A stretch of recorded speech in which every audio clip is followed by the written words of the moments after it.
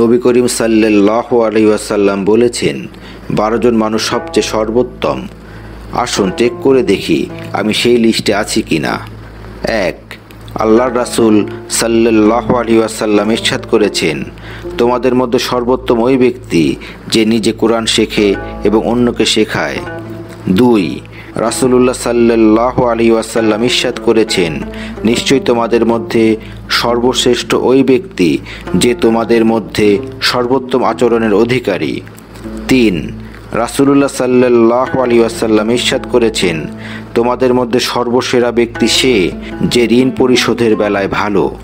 4, রাসূলুল্লাহ সাল্লাল্লাহু আলাইহি ওয়াসাল্লাম ইরশাদ করেছেন, তোমাদের মধ্যে সর্বোত্তম ওই ব্যক্তি যার কাছ থেকে সবাই কল্যাণ আশা করে, অনিষ্টের আশঙ্কা করে না। 5, রাসূলুল্লাহ সাল্লাল্লাহু আলাইহি ওয়াসাল্লাম ইরশাদ করেছেন, তোমাদের মধ্যে সর্বশ্রেষ্ঠ ওই ব্যক্তি যে তার পরিবারের কাছে ভালো। 6, রাসূলুল্লাহ সাল্লাল্লাহু আলাইহি ওয়াসাল্লাম ইরশাদ করেছেন, তোমাদের মধ্যে সর্বশ্রেষ্ঠ ব্যক্তি সেই যে তোমাদের মধ্যে বয়সে বেশি এবং নেক কাজে উত্তম। 7, রাসূলুল্লাহ সাল্লাল্লাহু আলাইহি ওয়াসাল্লাম ইরশাদ করেছেন, সর্বশ্রেষ্ঠ মানুষ সেই ব্যক্তি যে মানুষের জন্য সবচেয়ে বেশি উপকারী।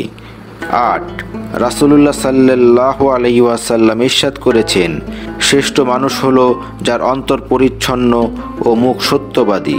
সাহাবীরা জিজ্ঞেস করেন, হে আল্লাহর রাসূল, সত্যবাদী মুখ বোঝা গেল, কিন্তু পরিচ্ছন্ন অন্তরের অধিকারী কে?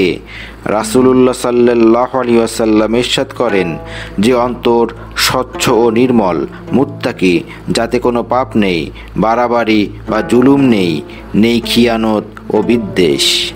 9, রাসূলুল্লাহ সাল্লাল্লাহু আলাইহি ওয়াসাল্লাম ইরশাদ করেছেন, আল্লাহর কাছে সর্বোত্তম সঙ্গী সে যে তার সঙ্গীর কাছে উত্তম, আর আল্লাহর কাছে সর্বোত্তম প্রতিবেশী সে যে তার প্রতিবেশীর কাছে উত্তম।